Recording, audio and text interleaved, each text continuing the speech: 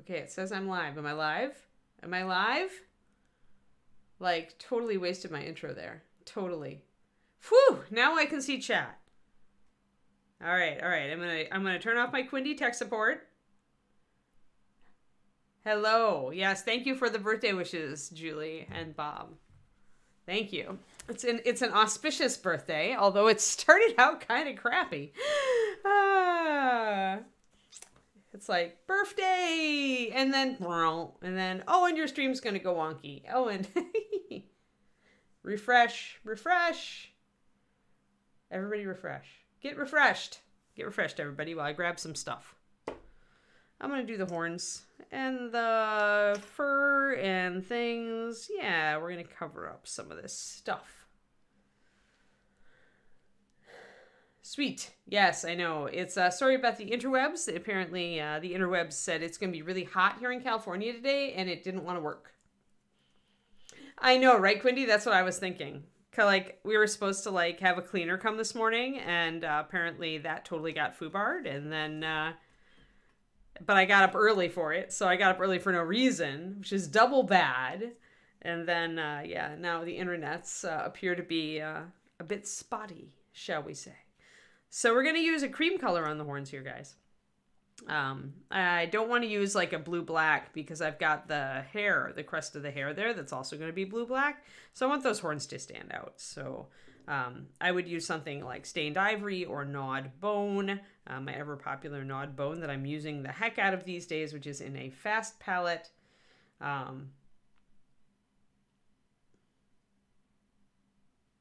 No, it does not need to be colder more often. No, I actually looked at the 97-degree forecast and went, awesome. I'm going to hang out on our little porch. I'm going to turn on my fountain. I'm going to hang out on our little porch with a cold drink and generally be happy in the heat. That's me though. That's me though. I like being happy in the heat. So yeah, refresh if you do not see me. Tell people to refresh if they don't see me. Uh-oh. Oh no, Coronicos. Yeah, I mean, I'm happier when it's 90, Kodiak. Like, 90 is my sweet spot. 90 is the degrees that I am, like, a toasty, happy Ann in. Anything below 70, I'm like, it's freezing. So we're opposite. You can keep your cold weather. More for you, right? Yeah, but I bet that was a lot more humid because you're in the Midwest in Fontana. Here, it's a very dry heat, and 90 feels good. For me. But I'm a warm weather person. Definitely warm weather. So even though gnawed bone is awesome and all, we're going to have to actually start a bit darker. These colors, when you're going over a white primer, then gnawed bone is probably not dark enough. And this is like this light gray bones material is close enough. Any sort of light gray or white, it's going to look fairly light color when you put it down there. And it won't give you a lot of contrast when you've got details like the ridges in these horns, so I tend to start a little bit darker. So we'll start with Shield Brown today. Shield Brown's a really good shadow for gnawed bone. We could also start with Driftwood, but I think I want to start a little bit darker. So I'm going to be doing that.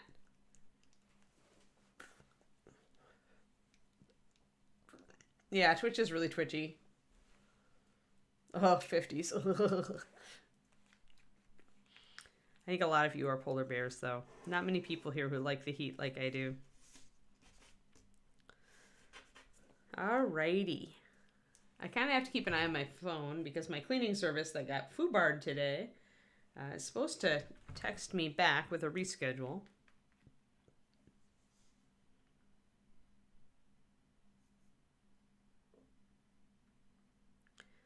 So I have to kind of keep half an eyeball out for real life stuff. And of course, my bottles are all going to be clogged. May your bottles... That needs to be like a blessing among mini painters. May your bottles not be clogged. There. 4 drops. We'll just do a 4-to-1, our standard base coat for this. If I decide I want this just a little lighter and I want it to work well with my gnawed bone, another thing I can do is just put 1 drop of gnawed bone into my 4 drops of Shield Brown. It won't raise it too much. Yeah, with the Midwest humidity, I got it. That's why I don't live there anymore. Like, I just got back from Wisconsin, and I was like, I'm still allergic to this entire state. Got it. Alrighty. So I'm going to put 1 drop of the Nod Bone in. I do like to mix a little bit of my colors into each other to make them make them work a little bit better together. Get some of this off of here. Yeah, I'm going to do horns and the fur on the cuff here. Going to do it in the same color, off-white. A cream color is a nice neutral if you don't go too yellow with it.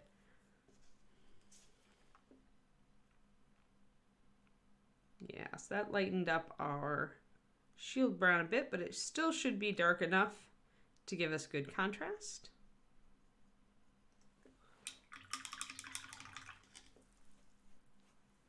Needs to be on the next Reaper Paint Cup. I should text Adrian or email her. Say, hey, may your bottles never clog. Needs to be the next slogan. All right, let's get this sucker in focus. Get in focus. There we go. Okay. Yeah, I decided today that I wanted to finish covering up all the stuff I haven't covered up yet, Kodiak. Some models I get to that point on. Often with big ones, because it feels like I haven't been making any progress, and I'm like, arg, arg. All right, so let's grab some of this. I'm gonna use a Reaper brush today, my Reaper 0. Had an extra one of those lying around. The tip on this one's really good.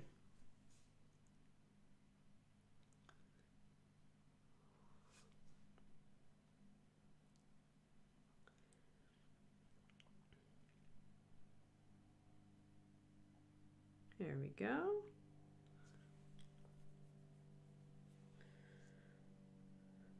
Are you a sub? Oh, did it not show your sub, Pendrake? Thanks, Crowley. And yes, Trouble. Trouble has been with it. Trouble, you've been with us a long time now. 29 months of trouble. That's a lot of trouble.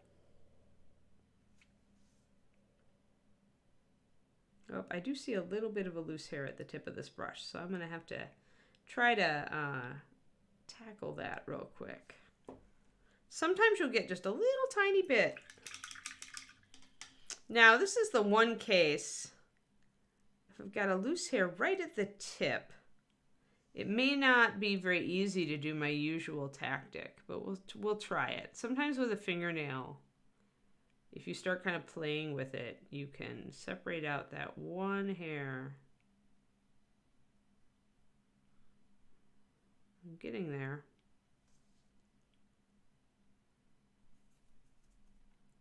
I think I got it. I think there was just a little bit of dried paint on the tip of that, and I think I've got a good brush now.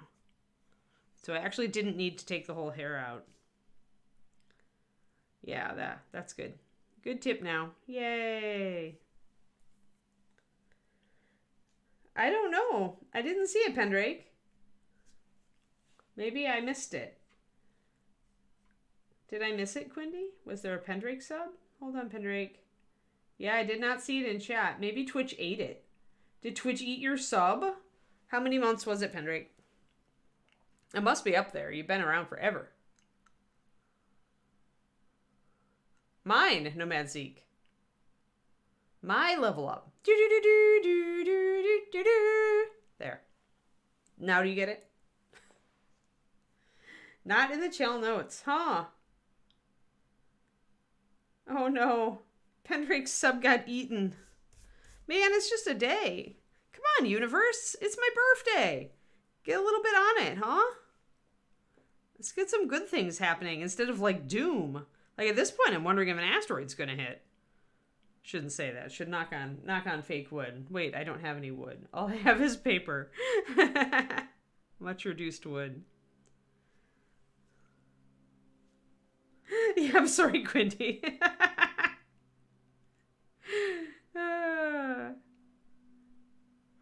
Maybe the world is just gearing up. Like maybe it's just like getting all of the crappy stuff out of the way for the day, so the rest of the day can be wonderful.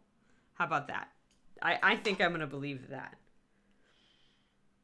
Yeah, but it's hard to knock on that, Beguiler.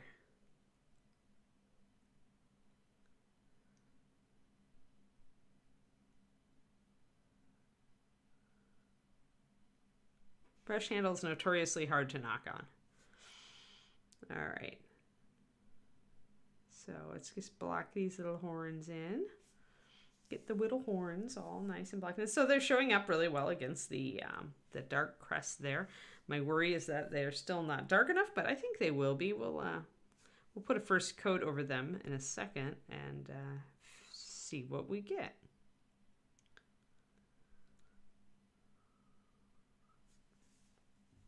Thanks, Dog Father.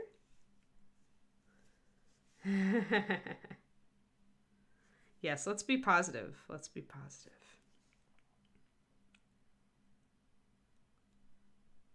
I'm going to make this year kick as much butt as possible. So much butt kicking shall ensue.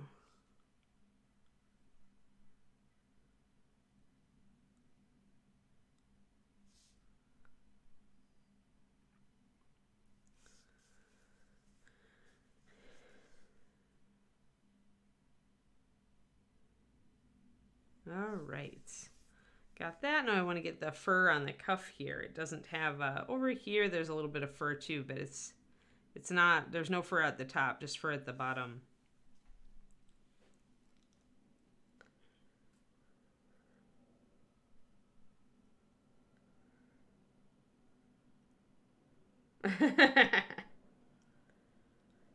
See, I'm being a Reaper employee. My default is to blame Ron. Old habits die hard on that one. I don't know if I could bring myself to blame Bug Lips. I may be the only person in the universe not blaming Bug Lips. Although I'm betting that Ed also blames Ron. So maybe not the only person in the universe. It's a time-honored Reaper tradition to blame Ron.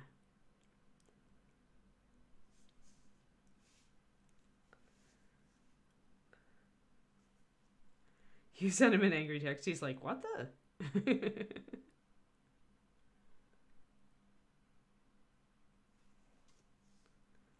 All right, and then of course it's hard to get this bit on the bottom, but we can stick our brush in there.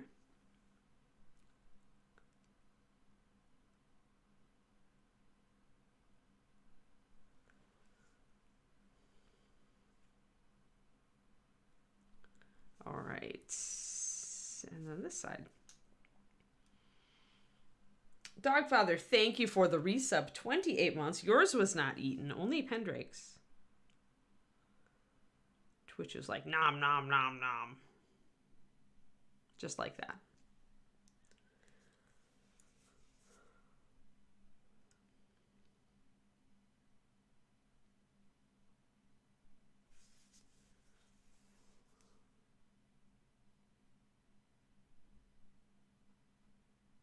There we go. So on light colored things, like paler skin tones and cream colored objects or white objects, I always start with my darkest shadow and work up.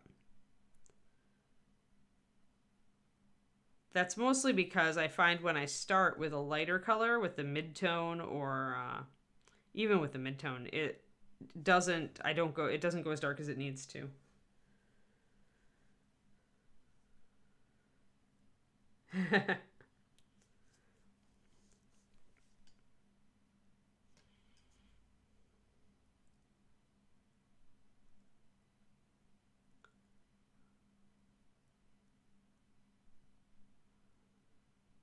We are going out to a very, very nice Japanese restaurant tonight, so I'm super, super excited. I think I mentioned the king crab tempura yesterday, and that's totally what I want for my birthday.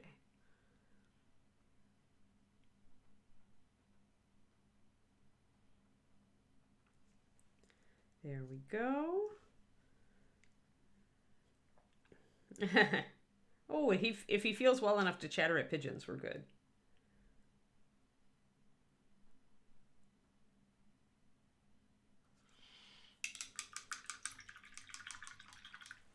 Oh, nope, that's a phone notification. That is not my cleaner's notification. All right. So that looks like a decent level. It's a very medium color. If I kind of put my value scale over it, let's see what value it is. I'm just curious. It's about a 6. I think when I put that over it, it's probably easier to do this when it's not on the miniature, though. Oh, might actually be a little bit. Hold on. Always got to have your paint be fresh. Be aware that the top level of paint will darken, actually. So if you want to really see where the paint is at, you want to do it like that. Let's see. Well, that's actually, yeah. Yeah, it's actually around 5. So that's perfect. Especially because it's going to tend to dry just a tad darker usually, but I'd say it's between a 5 or a 6. And that means that we're right in the middle, which is where I want to be with light and dark. If I am painting a light color like a cream or an off-white, I want to actually start with a shadow somewhere in that range, 5, 6.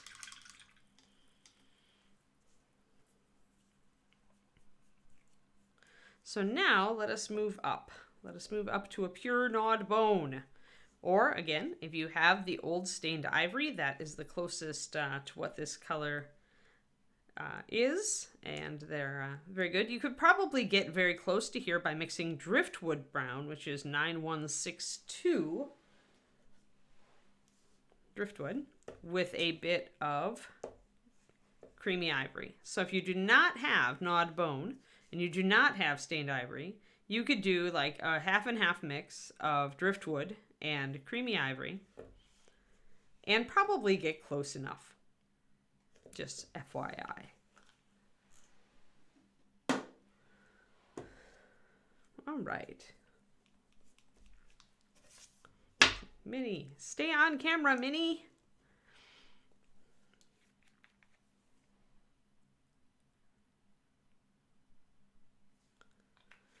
All right. Gnawed bone it is.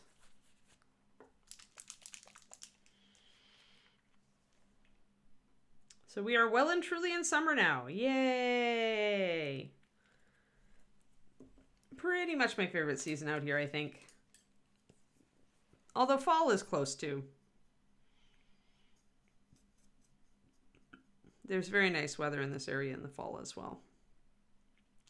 I think summer and fall. Summer and fall are my official favorites. I had to spend at least a whole year here to have a favorite season.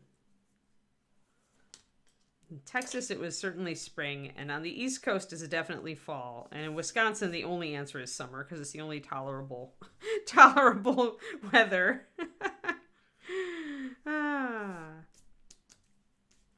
And in Arizona, it's winter, actually. I haven't lived in Arizona, but I spent a lot of time there because my parents have a house there. They snowbird.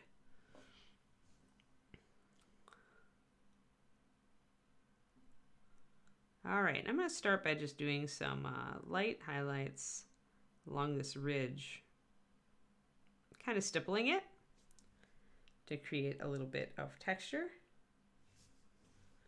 The winter here gets the winter here actually gets cold here in the South Bay. Cornico, we get down to in the 40s. I don't think I've seen it get into the actual 30s, maybe 39 at night. It does get close to freezing at night. In the winter some days. So again, just a stipply brush stroke, kind of spotty. You can see how it's kind of spotted. What this is letting me do though is test my paint consistency, and I can definitely see that my paint consistency is too strong. I need to thin it. This isn't off-white, so it makes sense. It's got a lot of white pigment in it. I'm gonna add actually 2 more drops of water to it. Take it down to a 1:1.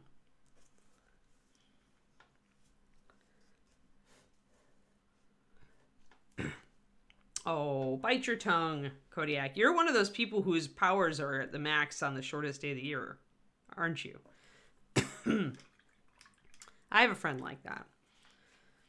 His powers are at their strongest on the darkest times, and we are antagonists. Obviously, he's my supervillain because I am. This is the height of my powers. Is the longest day of the year.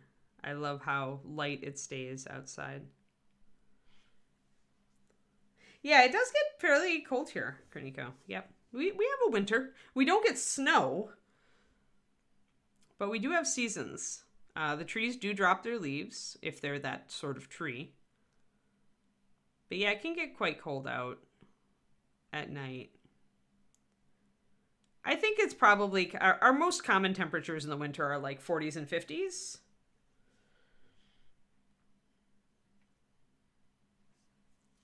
See, and I really like it. But that's why we are all different. See, the winter is the one that daylight savings is actually what messes with my sleep schedule.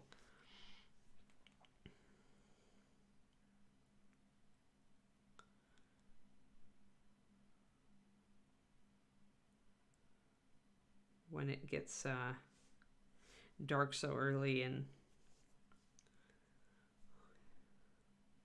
all right. So once I have that paint thin down to 1:1. Hey there, Babel. 6 weeks behind, yeah. We have very ripe plums. I think I have to get up on the ladder and pluck them because they're starting to fall into the yard. And they look really dark purple right now. So if I can find some perfectly ripe ones when I get out there on the ladder, I'm going to try. I found a recipe for a plum chutney. And I think I'm going to try to make that.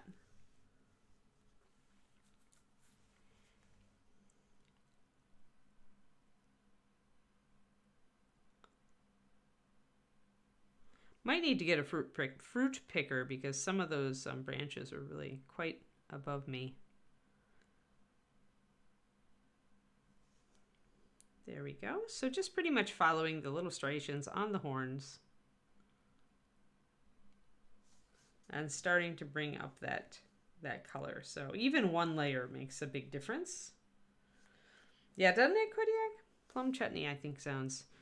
Like, I'm not into stone fruit a lot, although I like peaches in my oatmeal and in, like, cobblers and stuff. But it's not my favorite flavor. But I thought, I do love chutneys. So I thought that might be a good use for plums. All right, I'm going to pop just a little tiny bit of highlight on the interior here. And that's probably the only highlight the interior of the horns is going to get. I'm going to take up the outer part a little bit more, but because this is on the inside and it's not getting as much light, I don't want to take up the inside of the horns, which is high of a highlight.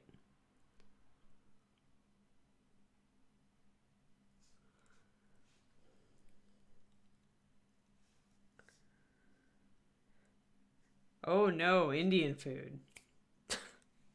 I make Indian food a lot, for those who don't know. Especially now that the Indian restaurant we were ordering from has gone defunct. The one that's closest to us. So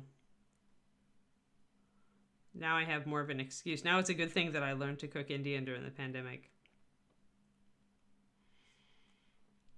I should make some fish curry, actually. Fish curry sounds really good.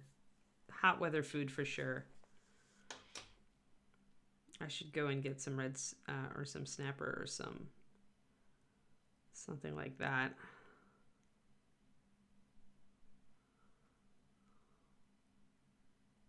There. So again, on the undersides, we need a little bit of highlight because we want to show that we've got paid some attention to that. But we don't want to take it up very much because it is in a shadow.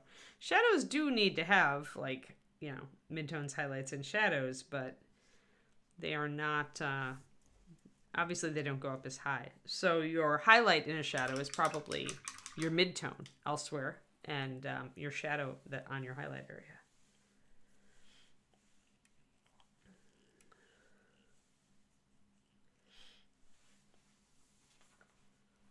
Actually, given that, I'm going to mix up a little bit of a darker shadow to pop into that between those little striations on the horns. Because, as I just mentioned, we want to have shadows in our shadows as well.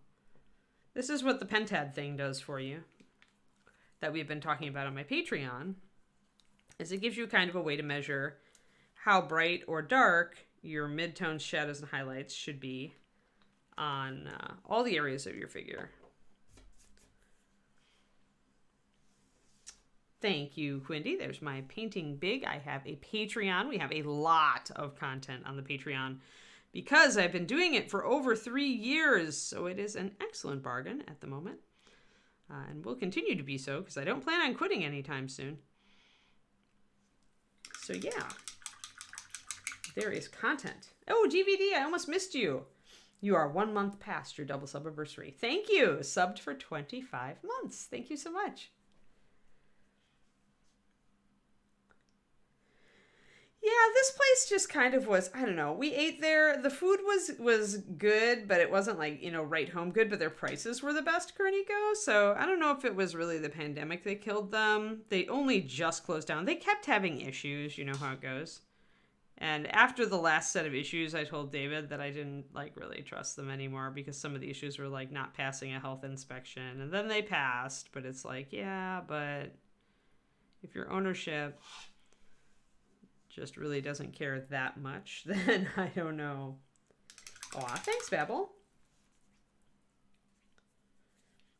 Katsu curry.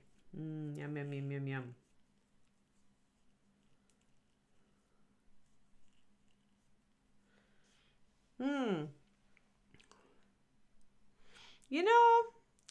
I do like the spectacle of the big Kickstarters, but I mean, I don't know. Like, ideally, like what I would like is very, very different from that because that's like, I guess there's a way of thinking about this, right? And that's just a pure like numbers way. But the way that I would almost prefer to think of it is when Reaper has enough concepts for fantastic models, then they should do a Kickstarter. Like when they've got a list of things that they want to put in plastic that aren't in plastic, plus some really cool ideas that they need Kickstarter to execute on. That's when I would like to see Reaper do Kickstarter. I think that what I have heard from people is they felt like they needed, like they were looking for like more excitement, or they wanted like more big stuff like dragons and things. Those of course take time to sculpt and to concept, right? Because you've already got a lot of dragons. So how do you come up with concepts for new dragons? So I almost feel like it might be cool to plan a Kickstarter strategically around like just like IPs and ideas. I don't know.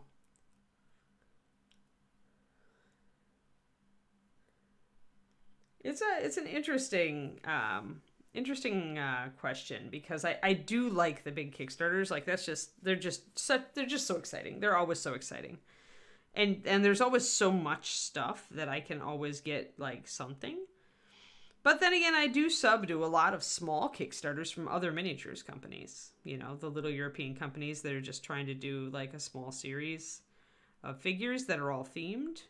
So, I mean, I guess you have to ask, what Reaper's goals are and all this, right? Like when you're... Because those are, I think, two different goal sets. And you also have to keep in mind that a small Kickstarter, if the subject matter is good, can become a big Kickstarter, and that can disrupt any arbitrary cycle you might want to impose, right? So say Reaper decided to do a Cthulhu Monsters Kickstarter, or a Dragons and Riders Kickstarter, something like that. You would probably see that Kickstarter go pretty far.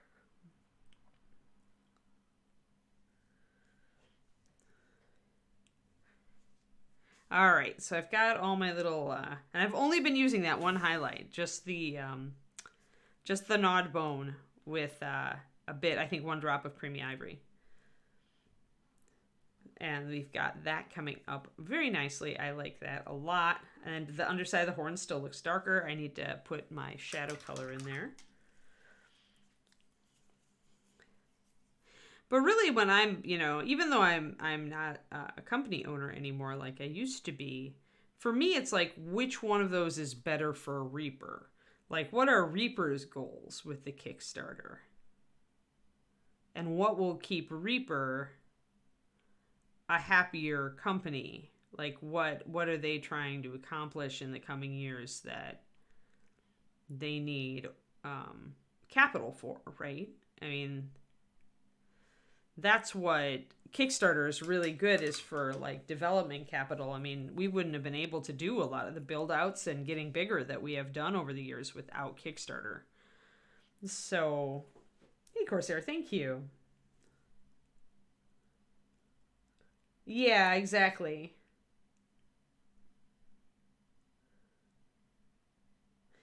Well, it depends on if the Egyptian one was like the best selling one, though, right? Agent Marvel? Even though there's not a specific setting, there are certainly, especially in, I know there were settings in like second edition D&D, like modules that were set in that kind of an environment. And of course, a lot of us are just homebrew GMs that will just create or adapt an adventure and throw a different setting onto it. It's the best way to disguise that you're using a module, right? Is to grab the module and reskin it. Reskin it as a different thing, as an ancient Egyptian ruins crawl instead of whatever it is.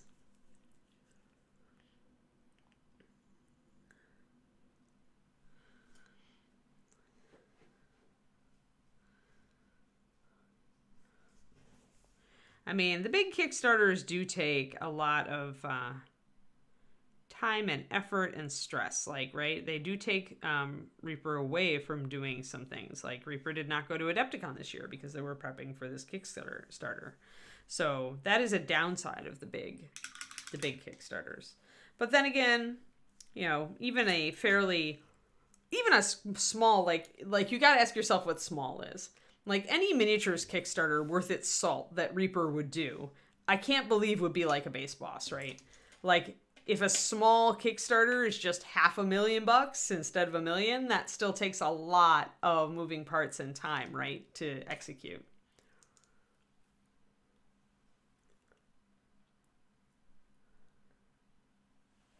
Yeah, that's what I have to question. What is a small Kickstarter, right? Reaper has only done Base Boss as a truly small Kickstarter, except when they've been like helping out other companies and stuff. But I have to wonder, like, we don't even know what a small Kickstarter looks like for Reaper, right?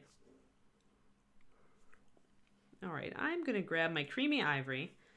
I'm going to pop that into my palette for my next highlight. I want to look at kind of how it looks next to my previous.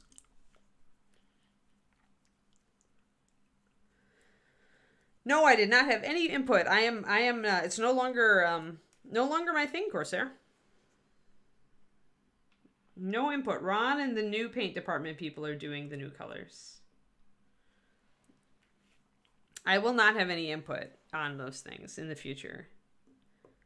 I am far away, and I have a lot on my plate already. So we definitely can see the difference between these two colors. So I'm going to probably go with the straight up Creamy Ivory and see how that works for me. And I'm going to thin it a 1-to-1 because it's an off-white. So it has a lot of white in it already. That means to get it to have a nice kind of blended look, you need to thin it a lot. 1-to-1 feels very watery, but it is the correct thinning most of the time for these very light colors. The exception would be like the fair skin tones, which don't have, because they're so very pale, they don't have a lot of other pigments in them, although they still have a fair amount of white. But I actually thin those a little bit less because they're very close together.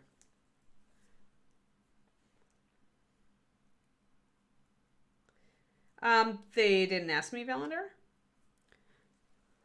It's fine. I had a whole paint line. Like, I made the entire paint line up to that point. I'm all right. No, they just, they probably asked the painters who came for the Kickstarter party, but I'm cool. Like, honestly, guys, I have so much on my plate with the Patreon and the writing and everything, and now preparing for a new puppy. Like, I am okay. I mean, technically, all of Master Series is an artist pick set, for gosh sake. I mean, you know I'm right?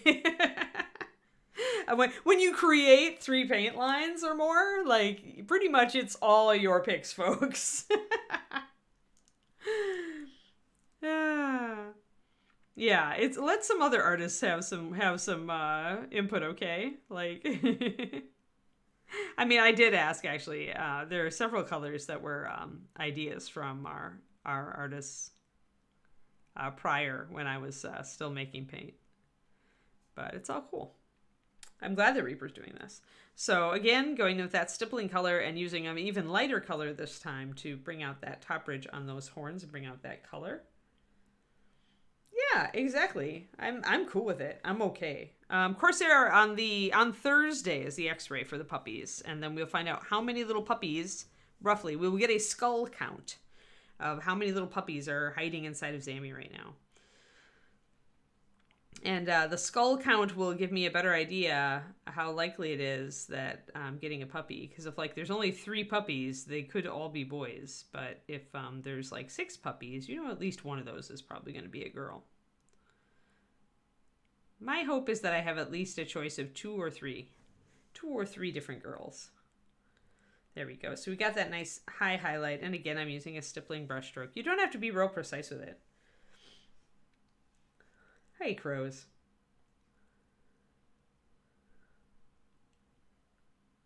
Yeah, that's pretty cool, Coroniko, those little Kickstarters. I'm glad that they're out there.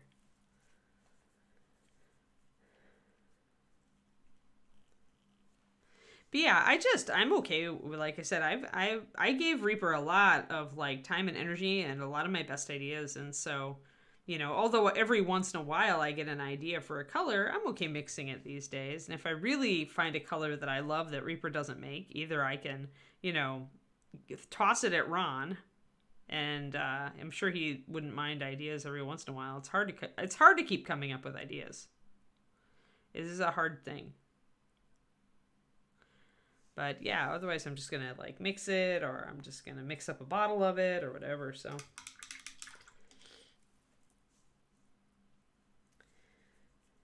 Cool, lady. Yeah, I've been on the list for this litter. So with my breed, you have to be on the waiting list because they are in high demand. So I've been on the list, and I'm the first on the litter. So technically I'm in pick position. So now I'm crossing fingers that there will be a little girl dog who I really like and who really likes me.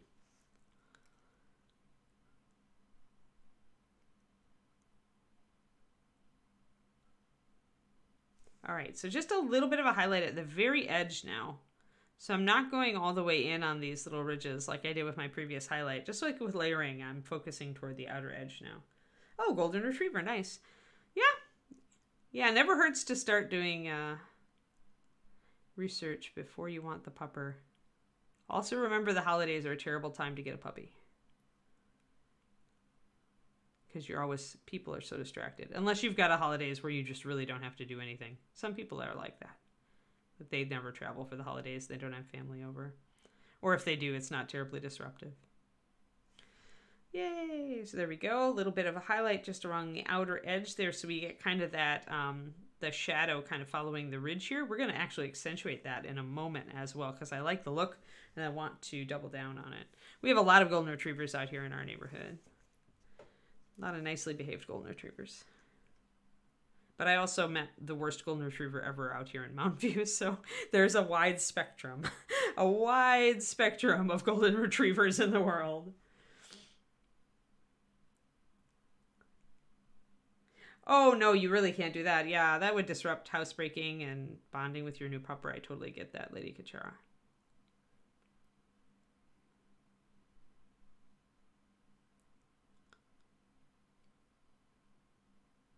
Yeah, when you get a pupper, it's nice to have time to spend with the pupper.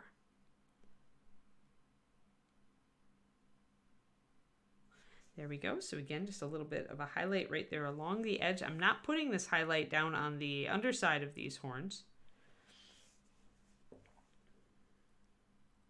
Yeah, there's a lot of variance in the breed. There's a lot of variance in the breed. And it really is what you're looking for, right? What kind of dog, what energy level.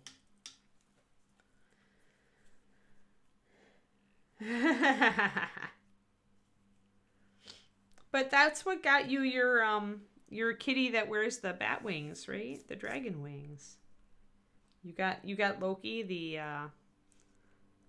pain in the butt, and then right? Because Loki's your trouble cat. And then the kitty that loves to wear things.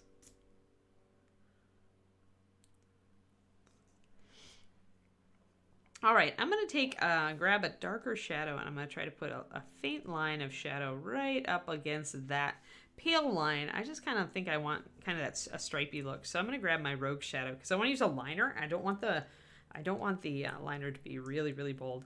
Yeah, the thing with my worst golden retriever that I met out here is she was really hard-headed, not very biddable at all. Which is not typical golden. She was also extremely high energy, and her people were brand new dog owners. Had never raised a puppy before. So she was the hardest type of puppy to raise, and they were out of their depth instantly. They lived in the apartment complex that David and I used to live in.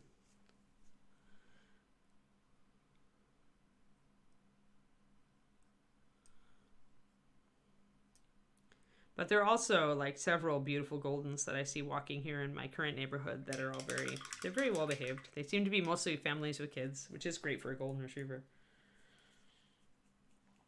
Loki is as well known as Brutus on the forum. Funny.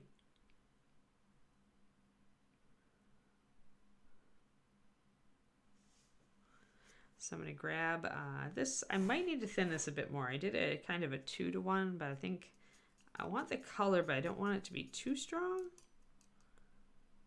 I might want to mix it with just a little bit of my shadow color. That'll soften it a little bit. Because the liners have such a heavy load of black, if you don't want that really, really stark color, you can mix a bit of your warmer brown in there, and that'll help soften it out. And I'm going to grab just a little bit of this and kind of test it. Yeah, that's pretty see-through. So if I can pull it and it's pretty transparent, that's what I want. I just want a little hint. Almost like a little spot glaze.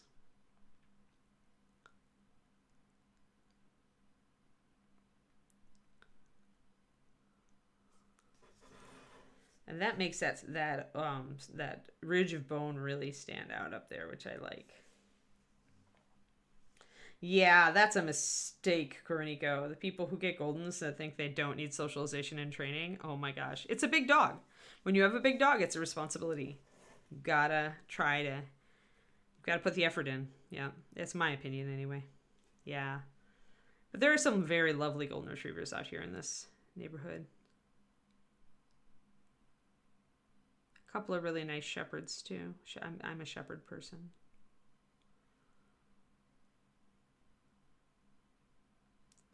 So the tip on this Reaper #1 is actually really good.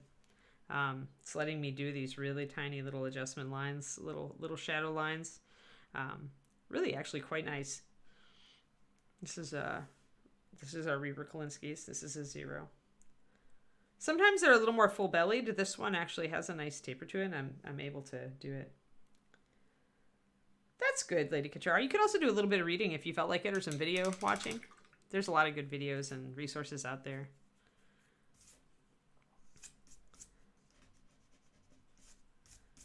There's a lot of bad advice too, though, so I totally get it. If you have good people around you who really know how to raise a good dog, and their own dogs are really well-behaved and cool, then they can probably help you a lot. It does take a bit of work, but depending on the puppy you get, the work will be different. Every puppy is different. I think that's the biggest takeaway, because I haven't raised a puppy lady in 10 years. My last puppy was 10 years ago. So I've been kind of reviewing my dog books. I've got some, kind of puppy raising protocols. Probably the best one. Oh, what is it? It's by Patricia McConnell, and it's the Puppy Primer. That's what it is. It's a really small, short little book, but it's really good for just a refresher on the basics of what to do to set your puppy up to succeed and how to communicate with your puppy. Like, never ever punish your puppy if it's been over a second and a half or 2 seconds since it did the thing, because their attention span is literally that short. So, like, if the puppy has an accident and it's walking away from the accident and you yell at it, it's going to think that you're yelling at it for walking away from the accident. It's that crazy. I always have to remind myself of these things. And of course, David has never owned a puppy, ever. Never. So I've got to get him on board with this stuff. Yeah, puppy primer's good. It's a good thing. It gives good examples of things you do and how your dog will interpret them. And it also gives you a good tactics for just the basic training and when you can do it with your puppy, like what age, the first things to teach your puppy, and then the next thing and the next thing, kind of how to build on it. It is a really good book. It's not really expensive. It's nice because the author, Patricia McConnell, is a animal behaviorist, so she knows what she's talking about. And she's raised a lot of dogs herself. So she's really knowledgeable, and the book is well done.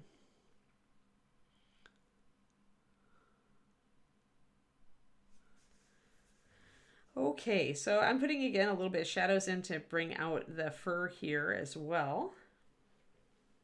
Housebreaking, yeah. I have to train David and the puppy. Yes, this is so true. Yeah, that's a bummer, Lady Kachara. Yeah, well, keep in mind that make sure you tell the breeder or whoever you're trying to get a golden from you want a lower energy dog, because goldens are not meant. I mean, there are lower energy goldens, but as you've probably noticed, a lot of them aren't. I mean, sporting dogs were bred to, because they are a sporting dog, although nowadays they're more of a companion dog. But they're a retriever, so they naturally have boisterous energy. Crate training isn't hard if you can get a puppy. You just got to stick to your guns on it, because the puppy will, like, grouse at you. I warned David. I'm like, our puppy will probably be pretty loud when we are teaching her to like a crate. I somehow have to emerge from this with David still liking the dog, guys.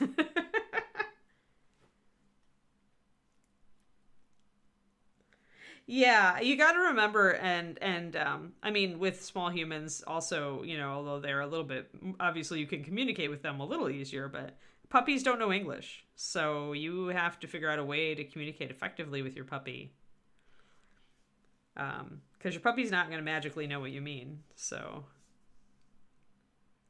But yeah, training both David and the puppy. That's why I'm reading these intro puppy books again, is that it'll remind me, it'll reset my brain to, like, beginner's mind and let me remember what it's like to never have done this before, So I was taking my little lining thing here and actually bringing in some lines on the armbands here so that you can see what I'm doing. Bringing in just a little extra shading.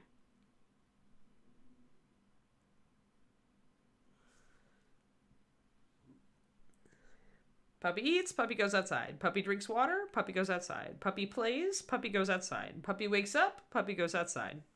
Yep.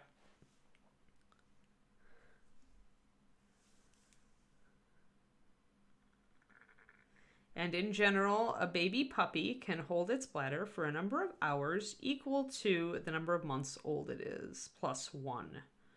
So usually max is about 3 hours for an 8-week-old puppy, about 4 hours for a 12-week-old puppy, about 5 hours for a 4-month-old puppy, and then they usually go pretty fast after that up to where they can hold it. Yay, no Medzi. Yeah, still liking the dog and me, Crowley. Exactly right. Puppies are so dim, cats get stuff so much quicker. It's true they take longer to mature, though. You got to remember that. And cats mature very quickly, right?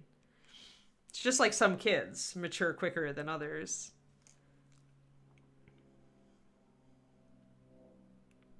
And it depends on the puppy. I mean, if that is it, you said it was a Labradoodle? Yeah, depends, right? Like the doodle side, the poodle side is very smart and very learns quickly, but the lab side, not so much. So it depends. Ah.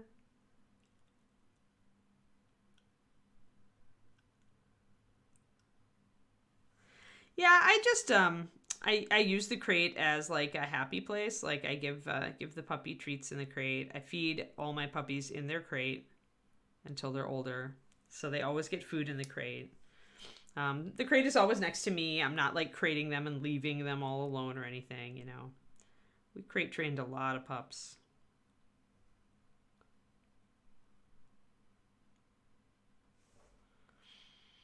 And there are lots of different tricks, lots of different tricks. So just putting a little bit of a highlight on here to see. I'm trying not to cover over a lot of the underlying color. I may need to do some touch-ups though. My highlight color got a little bit out of, well, it's a little bit rough. Better than yours. Cats are preloaded with more survival data, yeah. Oh, nice. So no Corsair.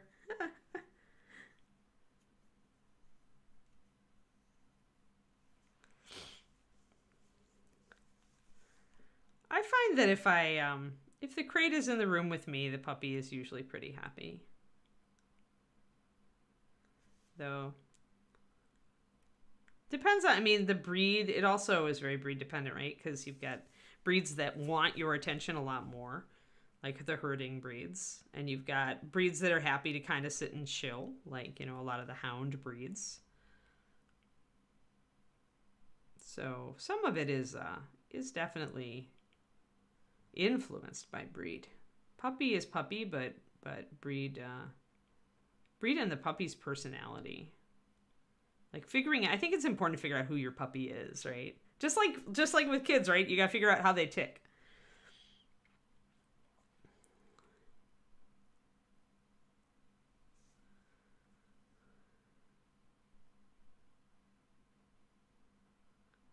So I'm very excited to meet my puppy, my future puppy, and figure out who she is and what she likes to do.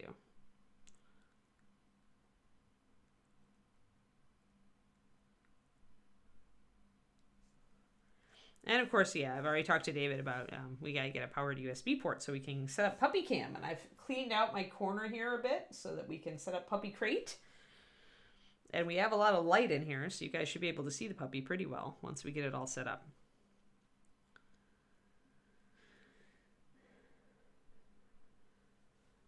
Oh, wow, yeah. Yeah, it happens, Corsair. Kiri killed her way out of a soft crate. She ripped it open. Thanks, lady. Yeah. Yeah, he's coming along really well. I really like it now that those horns are up there. That's nice. I'm gonna keep the arm guards maybe a little bit more toned down because they'd be probably pretty dirty being attached to his weapon hand there. David's work allows dogs, but I might have to, just because, you know, when it's a baby puppy and needs to be taken out and also kept an eye on, it would probably just be a distraction to him. So I think what we'll do is maybe bring the puppy to his work on lunch so that she can meet people and have good socialization experiences, but she doesn't have to stay there all day because it is distracting. I mean, I brought my dogs to work when they were pups because the socialization was valuable and Reaper was all very dog friendly. Big thanks to Ed and Dave on that one. All my puppies got a lot of socialization that way in the early times, and it was really good. Nice.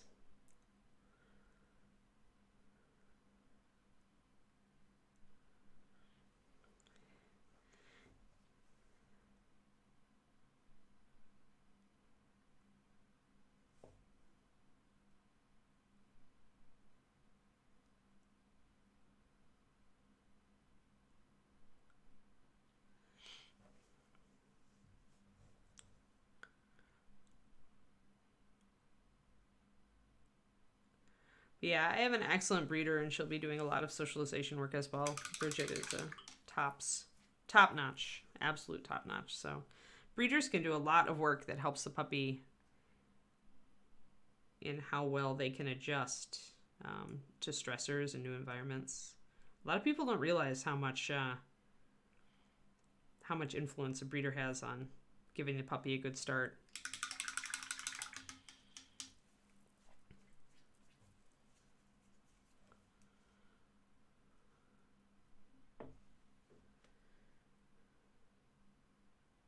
That's too bad. Yeah, some dogs are like that, Valandar, and some cats too. It's a shame when it happens.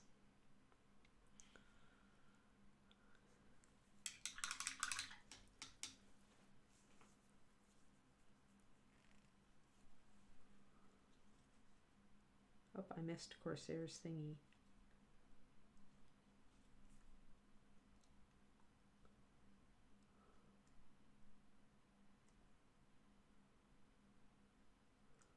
Yeah, we had the big steel ones too because we had big dogs. 2 sets of the flesh tone fast palettes. Awesome, lady.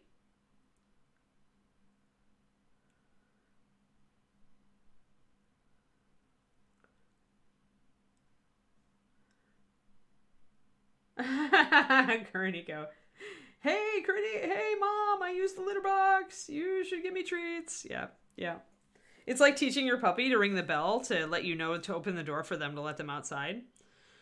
And then you're forever, like, afterwards, you're horrified at what the monster you've created because the dog's just ringing the bell. I want to go out. I want to go out.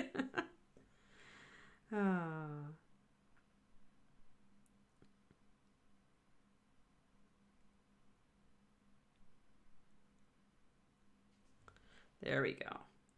So more highlights on the top of the armband than on the sides.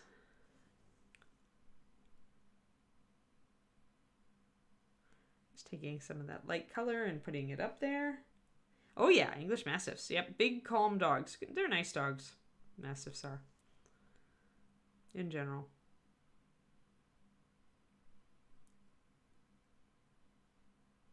Big dogs. Bigger than even my dogs. And I like big dogs. I cannot lie. But they're not as big as English Mastiffs. There we go. So got that. And then the horns. And now I need just this other furry part over here. Hey, Lord of Fighting. Thanks. Yeah, we're getting there, right? It's still got a lot of little things that we need to do, but I was working on the horns and the fur today. So I need to do a lot more of the metal. We don't even have like really the blades painted in on any of this stuff yet. And I've not got some more scales to highlight here. This is not done, so we need to do more like we did back here.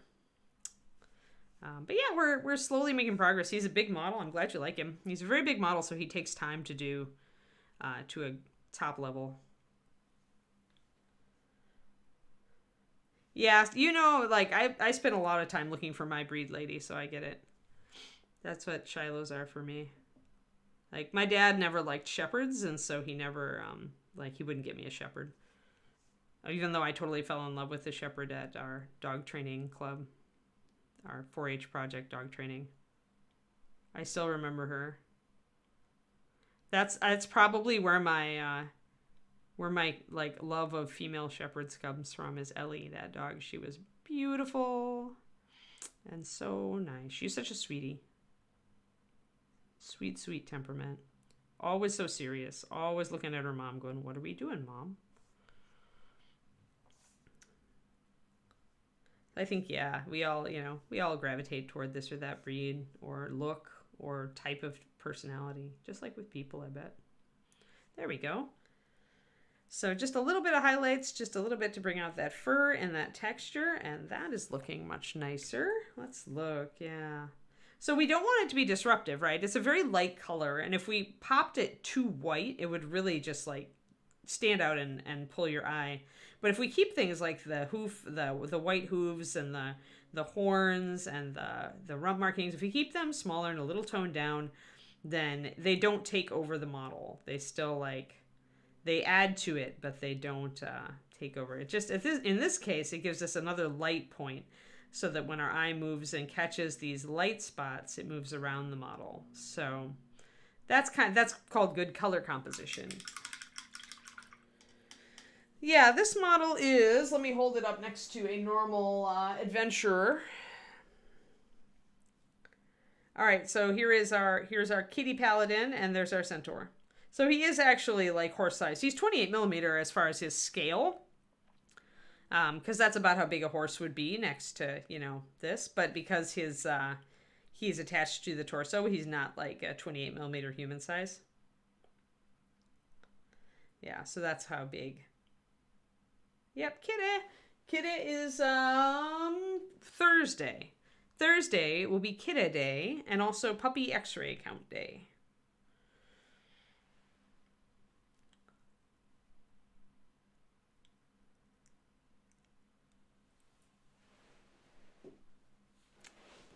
But yeah, I grew up with German short-haired pointers because that was my dad's breed. That's what he really likes, and I still appreciate that they're beautiful dogs, but they're not my cup of tea.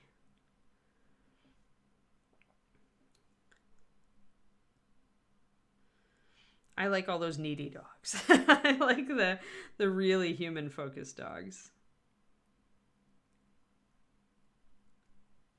The ones where you can see their brains working. The trouble dogs. I like those. All right. We're pretty good there, I think. What else can I do with this? I could actually put some highlights around the edges on the leather here.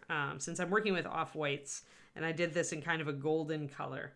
I could totally do that. I don't want to spend a lot of time doing it. I did leather. Leather brown was the base, I believe. So I can use some of my off-whites as a... Yeah, Shelties, that was the dog. My parents wouldn't get me a German Shepherd because Dad didn't like him. And they wouldn't get me a full-sized collie, but they got me a Sheltie. So that was my dog that I did obedience and stuff with. Although, ironically, he was too smart for me. He was smarter than me, probably. And the German short-haired pointer, Pippi, was actually a better obedience dog. Because Fergie figured out real early that once the leash was off, he could do whatever he wanted.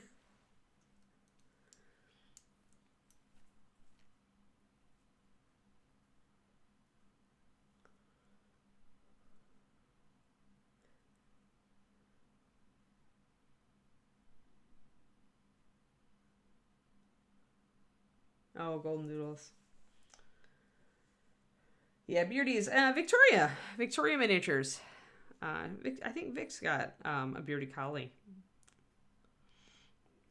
And she really loves the breed.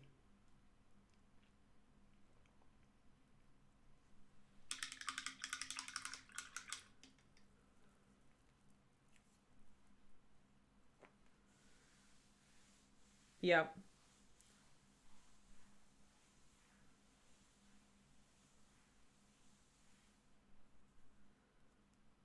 Yeah, sweet.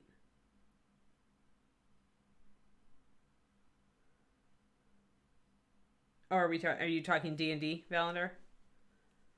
Oh, I love rough collies. Yeah, I wanted one. German Shepherd was first and collie was second. So maybe it's very fitting that like the breed I like utterly love, that is my heart breed, you know, Shiloh Shepherds. They look kind of like a cross between them. Yeah. Yeah, I know. Yeah, they're small, right? And that's like kind of what we did in the past. Like I think there's a Sandy Garrity Centaur, right? That's more with the human sized torso on a smaller horse body. So I'm going to take my Osirian sand here, guys. I'm just going to see if I can highlight a little bit on some of this leather. And again, it's going to be stippling. Now, a lot of the leather here isn't really clearly sculpted. It's kind of just you know, you can see the lumps, but it's not like super clear. So we can absolutely just stipple it. And as long as you more or less are in line with the lumps, it's going to look just fine. Put a quick little highlights in. Like so. Now, if we decided it's too bright, although I do want it light because I want it to give us a contrasting edge here. But one thing I can do also is to take my shadow color here, this darker brown, the rogue shadow with a little bit of russet brown in it. And I can come in and put in the shadow, you know, I can kind of stipple a line to make sure that there are little lines between these and accentuate them more. It'll take a little longer.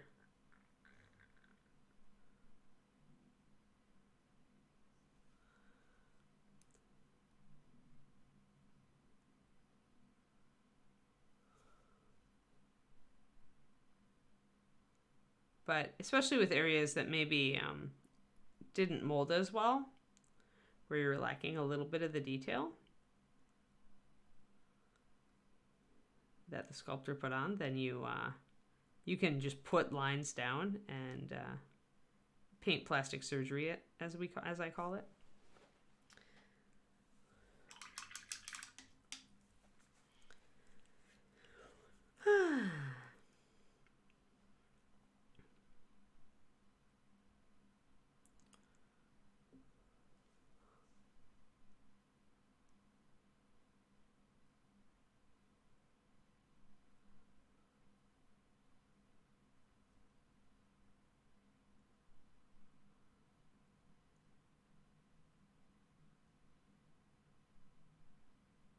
There we go. It's just little stipples, and you don't have to be precise at all. You just kind of have to roughly get it.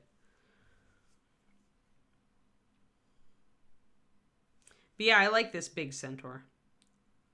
I feel like it's more like it would be. And he feels like more of a monster. Like if you're going to use him as a D&D monster, he definitely feels more threatening.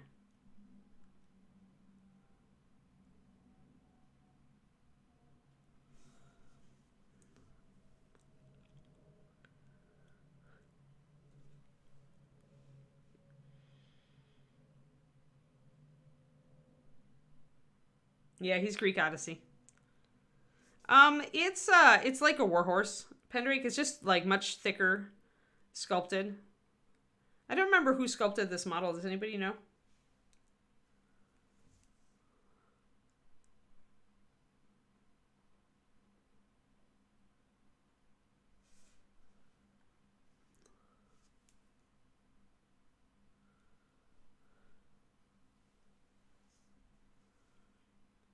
Whoever did it, the horse parts are really well sculpted.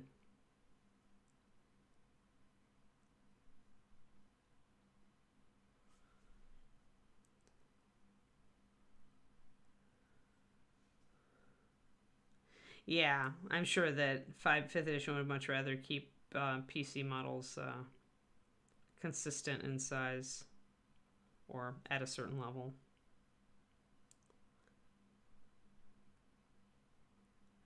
Especially if they're going to give bigger creatures more abilities like reach. Which makes sense, but then yeah, you don't necessarily want to hand that to a player character.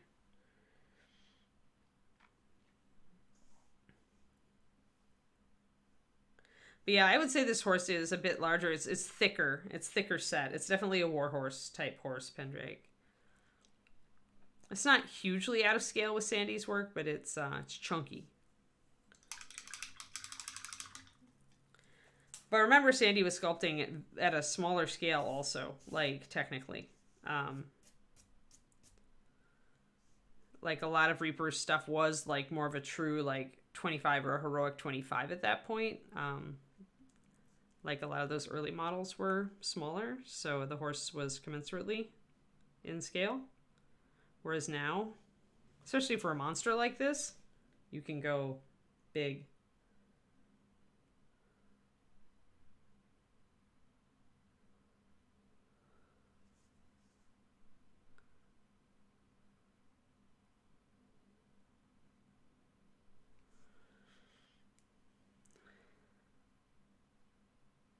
I think gems would be fine. It's just like you'd have to be prepared for it, and you'd want to be consistent with your party.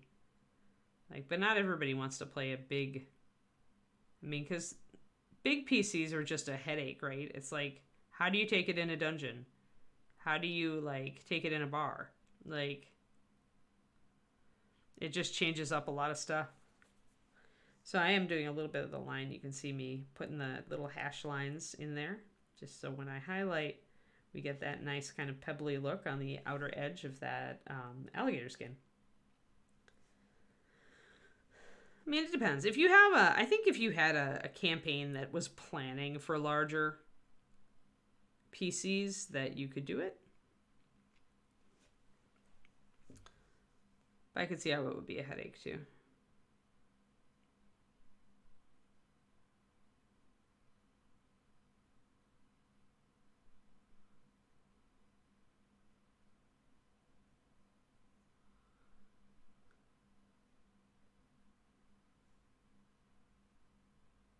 Alrighty.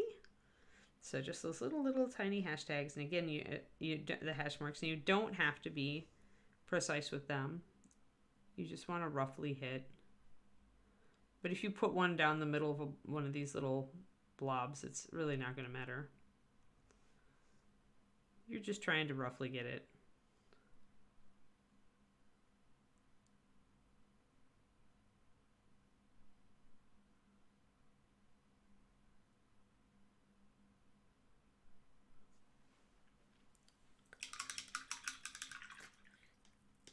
Yeah, it's got to be something suitable, right, Valandar? Then you can have fun.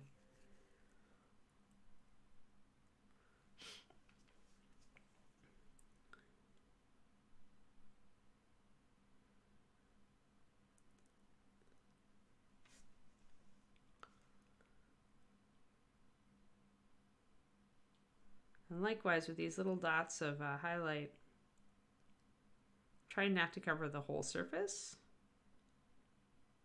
Trying to keep a little bit of that leather color underneath and just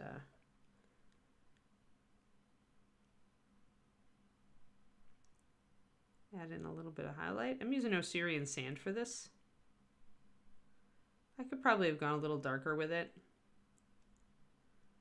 but with such small areas, it gives them a bit more pop to have a lighter highlight.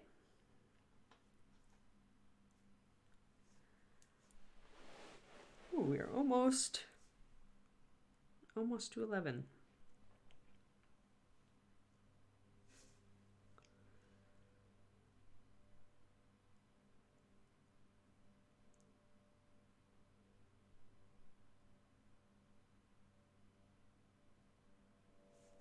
Little tiny dots.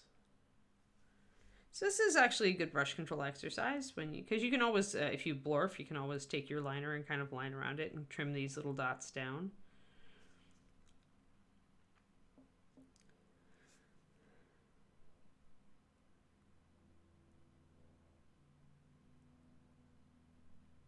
And it's also a nice brush control exercise because it doesn't matter if you're perfect, but it still makes you kind of like do with a little fine motor control.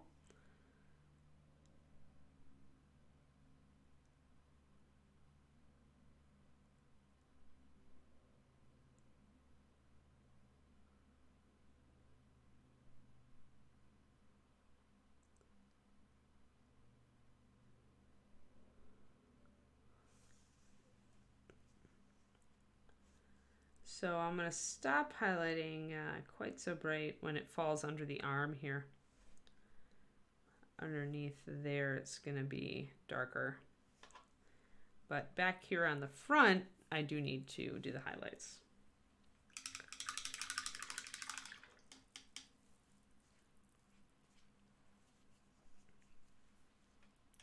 So on the front, I'm definitely going to come in and do those dark lines because there's not a lot of, like the lumps are really kind of smoothed out through here. So I feel like I want to put in a little extra emphasis on those, and probably have to recreate a few as well.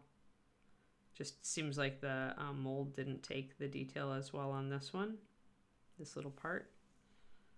So I'm going to do little lines, little darker lines.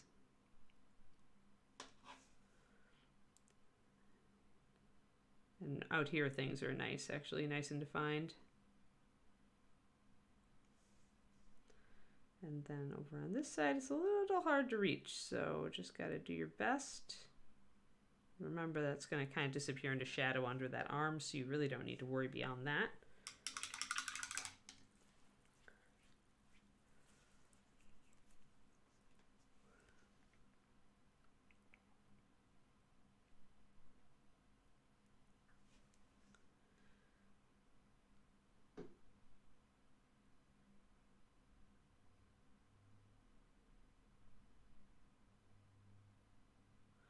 There we go. Just a little bit of highlights. And of course, we still have to bring in highlights on the scales up here as well. So we've got some more olive color that we need to highlight like we did before on the other back. There.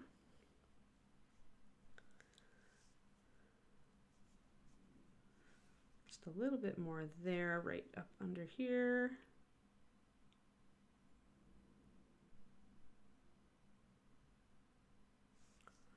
And then it's going to go back under that shadow so we can ignore it.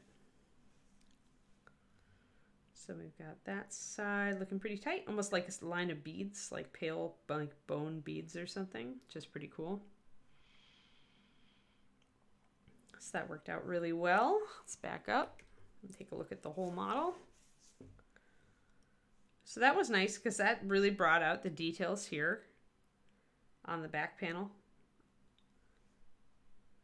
It's tightened up detail on, you can really see where the hide ends against the horse now because you've got that light line between the darker green and the dark red brown, which is what you want. You want your details to really stand out.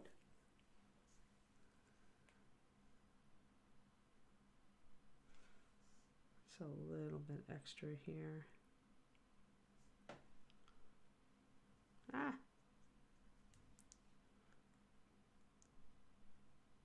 There. So that's coming along very nicely. I need to figure out what I'm going to highlight the red brown up here with, probably with a burnt orange. We'll have to get to that. Just trying to switch things up and go back and forth with some detailing on this model. But that does nicely tighten up the armor, and also the cuffs here are showing up pretty decently now, and the horns are standing out nicely on the head, and they brought out that nice sculpted detail on them, so that works out really well. I think I will actually do the whites of the eyes at this point. Got my Osirian sand sitting here.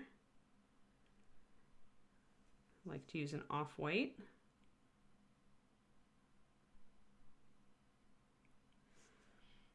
I painted the eyes in dark back when I did the skin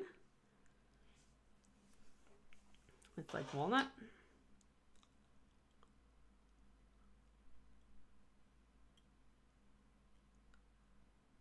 So now I just want to put in a stripe of off-white over the ball of the eye and leave the dark in a line around it, a rim around it.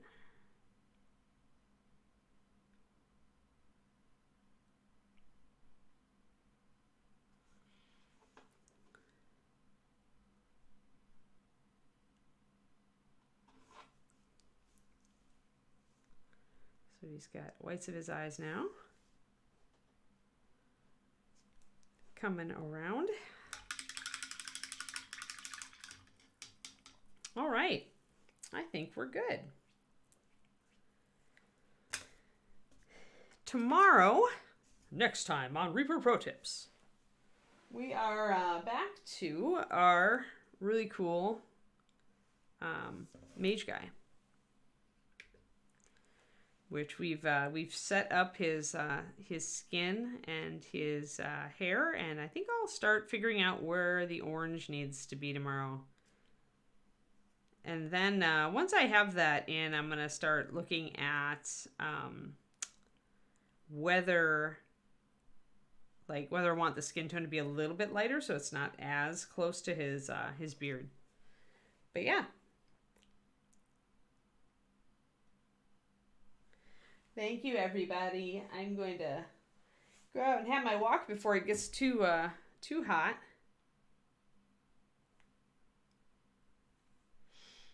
Let's see what it is right now here. It's probably 80s. Yeah, ooh, it's 88 already. Woof! Hot! All right, everybody. Thank you very much for coming along on our happy birthday stream. Yes, yes, indeed. And I hope you like how the Centaur is starting to turn out. We have still a fair number of streams on him. Yes, yes. Okay, cool. So on Thursday, it'll be Kitty. So you'll be back for the Kitty, fittingly, Kuroniko. Yes, thanks, everybody. All right. Awesome. I hope you all have a wonderful day. And I will see you all tomorrow. I'm going to have a good birthday. Yes, thank you, everybody.